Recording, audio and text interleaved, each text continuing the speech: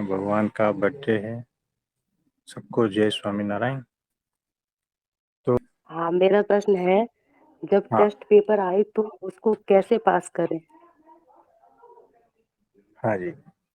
तो देखो, test paper यानी परीक्षा। परीक्षा यानी जीवन में परीक्षा तो आती है, घटनाएं तो घटती है। उसमें स्थिर कैसे रहा जाए, जीवन में आने वाली हर घटनाओं को किस तरह से देखा जाए, जीवन में घटने वाली घटनाओं में स्थित प्रज्ञ कैसे रहा जाए,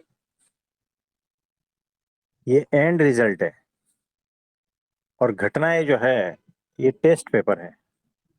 तो जीवन में घटना तो घटेगी, टेस्ट पेपर तो आएगा, सबके जीवन में आएगा।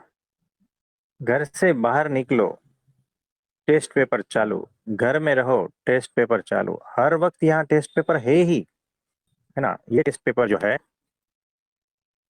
कभी आपको बच्चों की ओर से आएगा, कभी पति की ओर से आएगा, कभी पत्नी की ओर से आएगा, कभी रिलेटिव्स की ओर से आएगा। कहीं से भी आ सकता है और आपको हिलाकर रख देगा। अगर स्थिरता पूर्वक साक्षी भाव में नहीं देखा तो। मान लो घर में कुछ घटना घटी है, तो ये जो भी पात्र घटना के हैं वो सारे के सारे प्रतिबिंब है, ऐसा ही समझना। कि ये जो आईने के उस पार हो रही घटनाएं हैं और मैं आईना हूं। चाहे कुछ भी हो जाए, आपको ऐसा लगता है कि मैं लिप्त हूं और कुछ ना कुछ शब्द वहां से आएंगे, हमारे भीतर कुछ छेड़ जाएंगे। और गुस्सा है, मान है, अपमान है, क्रोध है, सब कुछ हिला के रख देंगे। तो ये हो गया टेस्ट पेपर। इसमें पास इस तरह से होना है कि जो भी कुछ हो रहा है ना, सारा का सारा प्रतिबिंब ही है। बाहर जैसा प्रतिबिंब है, वैसा भीतर भी प्रतिबिंब हो रहा है। यानी एक आईना दूसरे आईने के साथ सामने खड़ा है। दो दर्पण एक दूसरे के सामने खड़ा है, इतना समझना। यानी सामने वाला भी जो है दर्पण ही है, हम भी दर्पण ही है।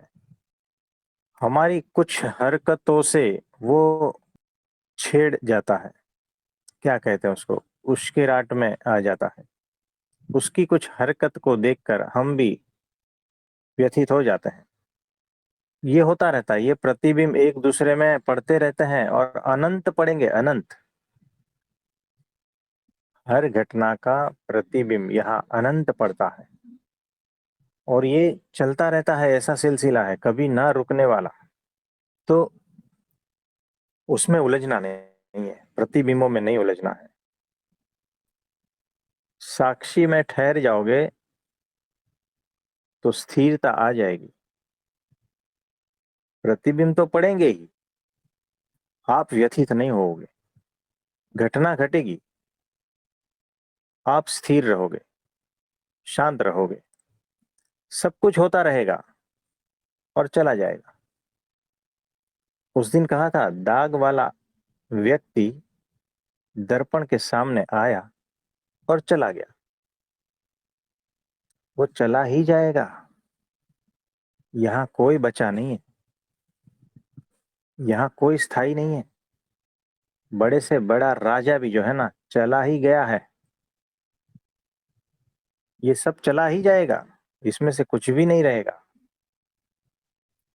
तो गाली देने वाला व्यक्ति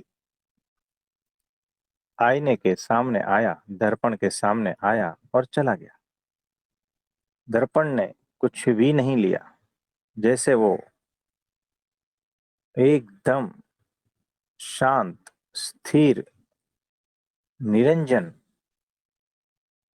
अनछुआ, निर्दोष, निर्लेप, स्वच्छ, वैसा का वैसा ही रहा। वैसे आपको रहना है, वही असली साक्षी है। तो बस देखते रहना है, जो भी हो रहा है, घटना घट रही है। जैसे एक कमरा खाली है और उसका दरवाजा खोलकर किसी ने उसमें जोर से गाली दी और फिर दरवाजा बंद कर दिया। फिर 5 सेकंड के बाद में आप उस कमरे में दाखिल होते हो, तो क्या गाली सुनाई देती है आपको? नहीं सुनाई देती। तो कमरे का खालीपन वैसा का वैसा, अछूता, अनछुआ, निर्दोष, है ना, बेदाग। कमरे का जो खालीपन वैसा का वैसा ही रहा। गाली के शब्द उसमें गूंजते हैं, चले जाते हैं। कमरे को तो पता ही नहीं है कि गाली क्या होती है। कमरे को यह भी पता नहीं है कि गुस्से में कहा जा रहा है या प्रेम पूर्वक। कमरे को कुछ भी पता नहीं। वैसा खालीपन हमारे भीतर चाहिए। सारा कुछ कुछ देर गूंजता है, चला जाता है। किसी ने गाली दी, ठीक है, कोई बात नहीं, गूंजा, चला गया। वो रहता थोड़ी है। खालीपन में खालीपन हो जाता है। तो तारीफ के शब्द भी खालीपन में खाली हो जाते हैं और गाली के शब्द भी खालीपन में खाली हो जाते हैं। खाली यानी कोई मीनिंग ही नहीं रह जाता। तो जैसे ही आप खाली हो गए ना, अहंकार रहित हो गए ना, मन रहित हो गए ना, मेमोरी रहित हो गए, यानी एकदम खाली हो गए ना, तो उस खालीपन में जो भी डालोगे खाली ही हो जाएगा, कोई मीनिंग नहीं रहेगा।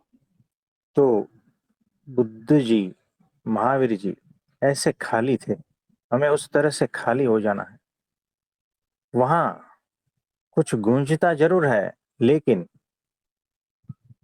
दाग नहीं पड़ता उसका। तो खाली में सब कुछ खाली हो जाता है। तो आपको उस तरह से पूरा खाली हो जाना है, जिसमें कुछ भी आए फर्क ही नहीं पड़ता।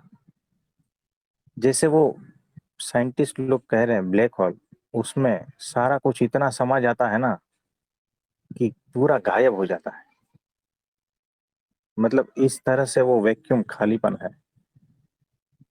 बड़े बड़े सूर्य, गैलेक्सी, सब कुछ उसमें समा जाता है, निगल लेता है, खत्म हो जाता है।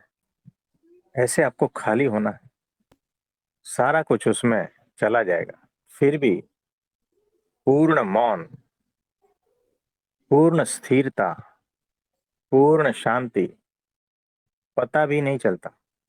जैसे पहाड़ों में कुछ लोग गए हैं और जोर जोर से चिल्ला रहे हैं, उसकी गूंज सुनाई देती है, बाद में खत्म, फिर कुछ भी नहीं। वो हमेशा नहीं रहती। वैसे ही कोई भी घटना जीवन में घटे, उसी तरह से देखना है। आईना, दर्पण की तरह। दर्पण भी खाली है, इसीलिए घटना दिखाई देती है। दर्पण अगर भरा भरा रहेगा,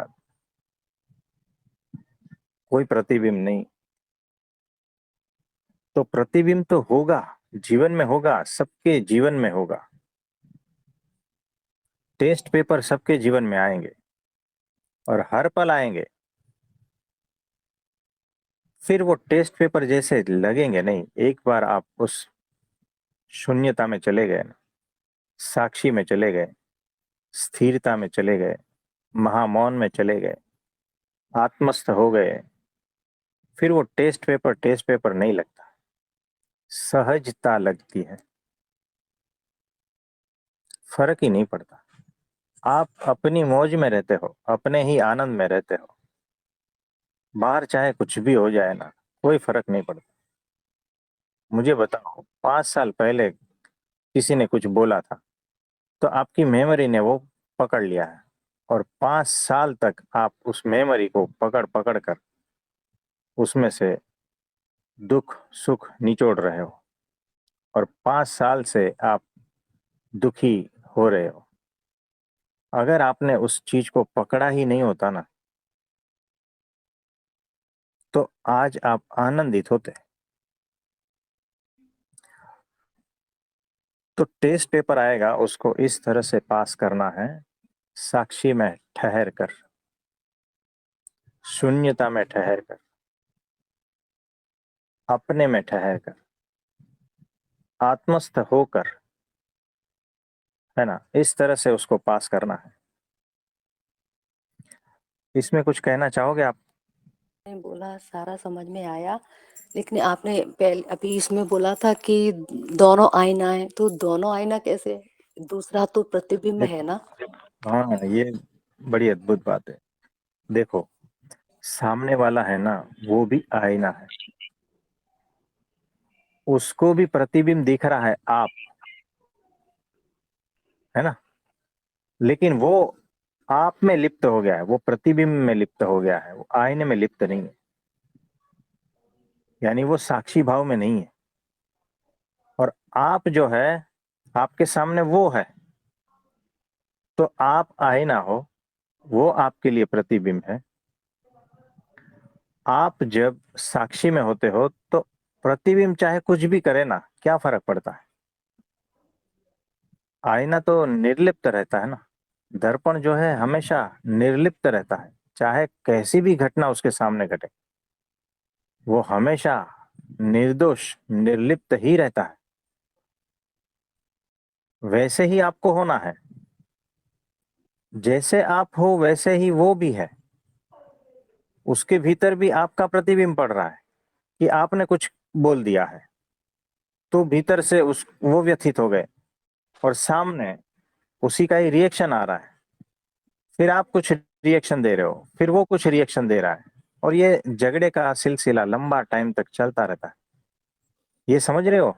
ये दोनों आईने सामने सामने खड़े हैं, प्रतिबिंब के प्रतिबिंब, उसके प्रतिबिंब, उसके प्रतिबिंब, अनंत तक ये चलता रहता है। कहीं तो रुकना है। तो आप ठहर जाओ, अपने में स्थिर हो जाओ,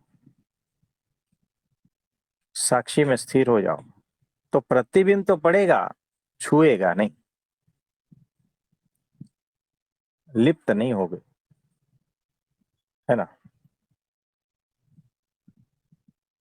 तो ये ऐसा है, इसको थोड़ा चिंतन मनन करना,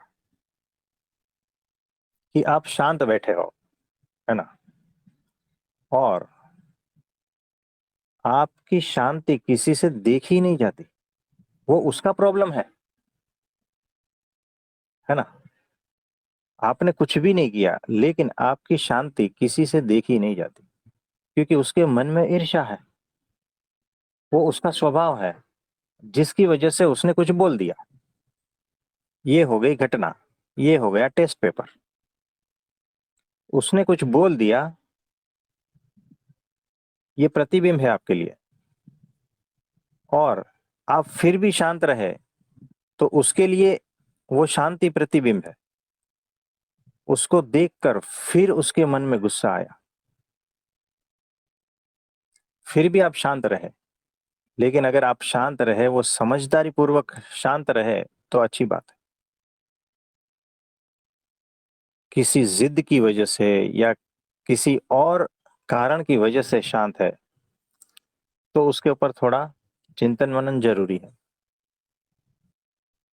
आप समझे? यानी ये घटने का सिलसिला बहुत लंबा तक चलता है, अनंत है, अनंत। समझो आप शांत नहीं रहे और आपने कुछ 2 शब्द उनको बोल दिए, वो 4 शब्द बोलेगा, आप 8 शब्द बोलोगे, प्रतिबिंब का प्रतिबिंब, प्रतिबिंब का प्रतिबिंब, है ना। यानी आपको ऐसा लगता है कि उसने मुझे कहा है, यहां गलती हो जाती है। तो प्रतिबिंब को कहा है, प्रतिबिंब ने प्रतिबिंब को कहा है, इतना याद रखना। मुझे नहीं कहा है। मैं यानी आत्म तत्व, मैं यानी दर्पण, मैं यानी साक्षी, है ना। तो हम दर्पण को कुछ कहते हैं क्या? हम तो दर्पण में जिसका प्रतिबिंब पड़ रहा है उससे हम भौंकते हैं ना। कुत्ते उसी को ही भौंकते हैं, कुत्ते दर्पण को नहीं भौंकते। कुत्ते दर्पण के भीतर जो प्रतिबिंब हो रहा है ना, पड़ रहा है, उसके ऊपर सारा कुछ भौंकना होता है। ये डेली प्रैक्टिस में जब तक नहीं लाओगे तब तक आप साक्षी में स्थिर नहीं हो पाओगे। प्रैक्टिस करना ही है, देखना ही है कि ये हो क्या रहा है। और हमने जो वीडियो भेजा है सबको, वो कुत्ता टीवी को देखकर, है ना, टीवी देख रहा है कुत्ता, तो रोज आईने में कम से कम 4-5 बार आप देखो। फिर वही जो आईना हटा कर देखो कि घर के सभ्यों के प्रति वो सारे प्रतिबिंब ही है। जो भी कुछ दिख रहा है सारे प्रतिबिंब ही है, ऐसा समझो। और आप उस दर्पण के जो सरफेस है, साक्षी है, उसको देखो, तो उसमें स्थित हो जाओ। इसमें और कुछ कहना चाहोगे? अभी जो आपने ये सब बताया है ना, तो जो आपने पहेली दी थी ना, ये पहेली इसी में है। ये सब है क्योंकि तुम हो इसलिए ये सब है, ये सब है इसलिए तुम हो इसलिए ये सब है। तुम आए ना हाँ तब वो, सब आए ना तब वो। तो जो आपने बताया ना, सामने वाला भी आईना है, तो ये हाँ पहेली का इसी में सारा आ गया जो आप बता रहे हो। हाँ, ये आपने एक परत इसकी खोल दी। ये जो आपको अभी समझ में आ रहा है, उसकी एक परत खुल गई, एक आवरण हट गया। और हजारों आवरण है, एक के बाद एक खुलता जाएगा। बैठकर इसके बारे में चिंतन मनन करोगे ना, एक के बाद एक सारा रहस्य खुलता जाएगा आपके सामने। और जहां बैठे हो ना, वहां बैठे बैठे ज्ञान को प्राप्त हो जाओगे, ज्ञान को उपलब्ध हो जाओगे। तथास्तु, तथास्तु, तथास्तु। बहुत बहुत आभार आपका। तो इसमें और कुछ कहना चाहोगे? आपने ये बोला 1000 परत है तो वही सोच रहे कि 1000 परत क्या क्या होंगी। बस आपका आशीर्वाद चाहिए कि 1000 परतें खुल जाए मेरी। वो सब खुल जाएगा। ये जो है, जिस राह पर आप चल रहे हो, जिस दृष्टि को आप उपलब्ध हो रहे हो, एकदम सही है। इसी एक्सरसाइज में आप और गहनता से उतरो। हर बार कुछ न कुछ पाओगे, कुछ नया पाओगे, सारा रहस्य खुलता जाएगा, है ना। तो ये ऐसा है। जी, आपकी कृपा है, मेरा तो कुछ नहीं है। बहुत बहुत आभार आपका, कृपा बनी रहे। हाँ जी। और किसी का कोई प्रश्न है इसके बारे में तो बताइए। गुरु जी प्रणाम। हाँ जी, प्रणाम, बोलिए बोलिए। सामने वाले को मैं के रूप में, आत्मा के रूप में देखना है या प्रतिबिंब के रूप में देखना है, या परिस्थिति आए तो प्रतिबिंब के रूप में देखना है?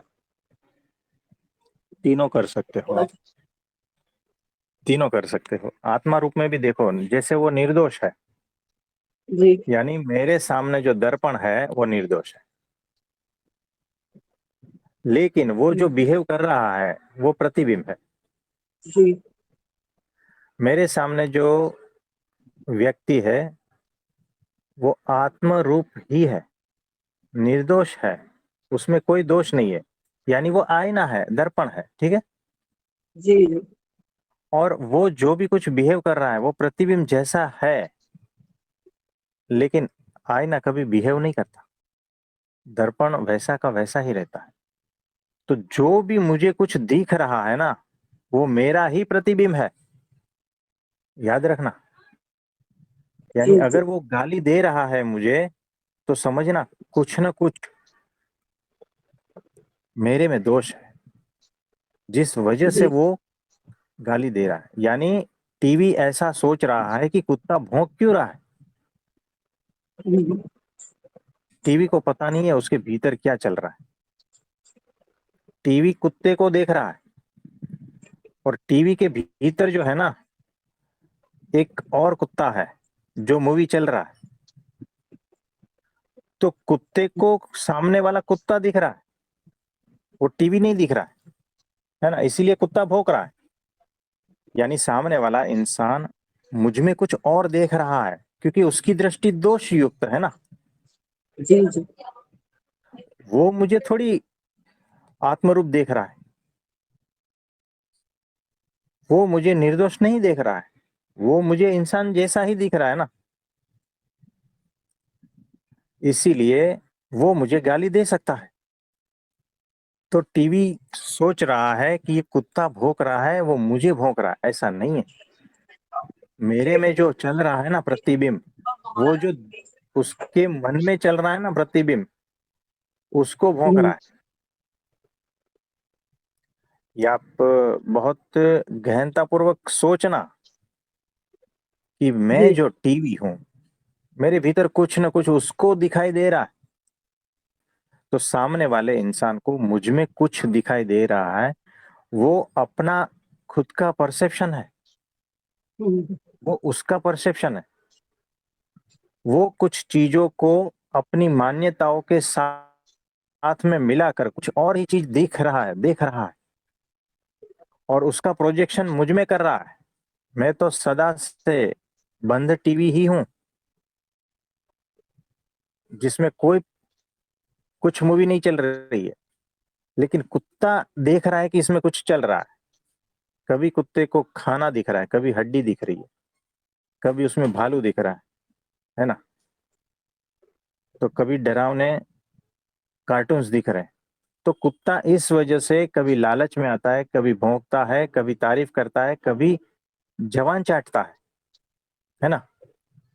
जी यानी सामने वाला व्यक्ति जो है, वो कभी हमारी तारीफ करता है, कभी हम पर भौंकता है, कभी हमें गाली देता है, सब कुछ करता है। लेकिन वो क्यों कर रहा है? वो सारा का सारा मामला उसका है, मेरा कुछ भी लेना देना नहीं है। मैं तो स्थिर हूं, बंद टीवी। लेकिन इस बंद टीवी में भी वो कुछ देख लेता है, वो उसका जी, प्रॉब्लम है। जैसे चांद बिल्कुल। में किसी ने रोटी देख ली, अब क्या करे, है ना। जी वैसे उस कुत्ते ने मेरे में कुछ देख लिया ऐसा, जिसकी वजह से वो मुझे गाली दे रहा है। उस कुत्ते ने मुझ में कुछ देख लिया है ऐसा, जिसकी वजह से वो मेरी तारीफ कर रहा है। आप समझ पा रहे हो? जी जी तो वो आत्म स्थिति में नहीं है, मैं तो आत्म स्थिति में हूं ना, मैं तो निर्दोष देख रहा हूं ना सबको। इसीलिए मुझे वो भौंके या तारीफ करे कोई लेना देना नहीं है, क्योंकि मुझे तो वो निर्दोष ही दिख रहा है ना। उसका जो भी बिहेवियर है वो उसके माइंड का बिहेवियर है, उसके मन का बिहेवियर है। हम्म, आप समझ रहे हो? जी जी ये वैसा ही है। तो यहाँ पर दोनों इंसान, टीवी भी हो सकते हैं, एक चालू टीवी एक बंद टीवी भी हो सकते हैं। दोनों इंसान आमने सामने आईने की तरह खड़े हैं, एक दूसरे के प्रतिबिंब एक दूसरे में पड़ रहे हैं। हमें ये देखना है कि हम स्क्रीन में स्थिर हो रहे हो या फिर भीतर के पिक्चर में। हमें ये देखना है कि हम आईने जो दर्पण है उसमें स्थिर हो रहे हैं, या फिर उसके भीतर पड़ते हुए प्रतिबिंब में। ये हमें तय करना है, हमें कहाँ स्थित होना है। जहां हम स्थित होंगे, वैसा हमारा बिहेवियर होगा। जी हम अगर साक्षी में ठहर गए, तो हम मुस्कुराएंगे। और हम अगर दर्पण में उलझ गए, दर्पण के भीतर जो प्रतिबिंब है उसमें उलझ गए, तो फिर हम भी भौंकने लगेंगे। तो आज के बाद हमारे बिहेवियर को हमें चेक करना है कि हम भौंक रहे हैं या मुस्कुरा रहे हैं, है ना? तो पता चल जाएगा कि हम कहाँ स्थित है, हम साक्षी में ठहर गए हैं या फिर प्रतिबिंब में लिपट गए हैं, है ना? ये हमारे पर है, यहाँ पर होश पूर्वक लेना है। किसी ने कुछ भी कह दिया तो यही समझना कि उसको मेरे भीतर कुछ दिख गया, मैं टीवी हूं, मेरे भीतर कुछ दृश्य दिख गए उसको, जो है भी नहीं उसने देख लिया, है ना? जी जैसे छोटा बच्चा है और आसमान में बादल है, तो उसमें उसको गणपति भी दिख जाते हैं, उसमें मोर भी दिख जाता है ना? जो हमें नहीं दिखता है वो उसको दिख जाता है। जैसे अंधेरे हल्की हल्की रोशनी में हम रास्ते से जा रहे हैं और हम ठहरे डरपोक, और झाड़ का पत्ता हिला थोड़ा और हमें लगता है अरे भूत तो नहीं है, कुछ भी नहीं है, हल्की सी हवा आई, झाड़ के पत्ते हिले, बस इतना ही है, घटना इतना ही है। लेकिन हमने क्या देख लिया? भूत देख लिया उसमें। किसकी गलती है? हमारी गलती है। अगर मैं उधर चिल्लाऊं भूत भूत भूत, पेड़ को फर्क पड़ेगा क्या? सारा कुछ मैंने ही देखा है और उस हिसाब से मैं ही बिहेव कर रहा हूं। वैसे ही सामने वाला व्यक्ति सारा कुछ वही कुछ दिख रहा है, हम में कुछ देख रहा है वो, और उस हिसाब से वो बिहेव कर रहा है। उसमें वो बेचारे का क्या दोष? उसका माइंड उसको उस तरह से दिखा रहा है, उसकी झूठी भ्रांतियां, उसकी मान्यताएं, उसकी बुद्धि, उसका अहंकार, ये सारा कुछ उसको दिखा रहा है इस दुनिया में, और उस हिसाब से वो बिहेव कर रहा है। लेकिन है तो वो सदा से निर्दोष ही, उसमें उसकी क्या गलती बेचारे की? जब इस तरह से आप देखने लगोगे ना हर व्यक्ति को, तो वो हो गई आपकी निर्दोष बुद्धि, आपकी निर्दोष दृष्टि। यानी आप जो है अपने आत्म तत्व में स्थित हो, अपनी निर्दोषता में स्थित हो गए हो, ऐसा समझना आप। जी जी कुछ समझ पा रहे हो? जी जी बिल्कुल। तो ये ऐसा है, यहाँ हर चीज, हर सब कुछ निर्दोष ही है, किसी में कोई दोष है ही नहीं। हम में अगर कुछ लगता है कि सामने वाला दोषी है, तो समझना हम दोष हम में है, हम उस लेवल पे है, हम अभी भी उस निम्न स्तर पे है जहां से सारा जगत दोष युक्त दिखता। यानी हमारे परसेप्शंस हमारे रॉन्ग है, हमारे मान्यताएं, हमारा जो भी कुछ है सारा पैटर्न रॉन्ग है, इसीलिए सामने वाला रॉन्ग दिख रहा है। तो जैसे जैसे हम साक्षी में ठहर जाएंगे, सामने वाला निर्दोष दिखेगा, जी निर्दोष ही लगेगा। देखो ये टीवी और कुत्ते वाला एग्जाम्पल बहुत सटीक है, जी इस पर तो ठहर जाना है आपको, जी सारा कुछ इस पर ही लगा हुआ है, इसमें से ही आप मुक्ति का मार्ग, ये वही द्वार है मुक्ति का, टीवी और कुत्ता। और जो जो ये सुन रहे हैं ना, हमारा नंबर भी है, हमसे वो मंगवा लेना, और आप में से भी कोई जो है स्टोर करके रखना। ये बहुत ही अद्भुत एग्जाम्पल है, ये छोटी बात नहीं है। तो इस पर थोड़ा एक्सरसाइज, प्रैक्टिकल वगैरह सब करना है। आज स्वामीनारायण भगवान की जयंती है, सबका निर्जला उपवास है, सबको बहुत बहुत आशीर्वाद है, भगवान सबके ऊपर प्रसन्न है, सबके ऊपर उनकी कृपा बरस रही है, और हम सबके लिए प्रार्थना करेंगे, सबको जो है वो आत्म स्थिति हो जाए और परमात्मा का दर्शन इसी जन्म में हो जाए, और इसी जन्म में मुक्ति जीते जी ही उसका एहसास हो। ऐसी भगवान से प्रार्थना करते हैं आज के दिन, और वो उसी के लिए ही इस पृथ्वी पर आए। तो सबको मेरा प्रणाम और नमस्ते।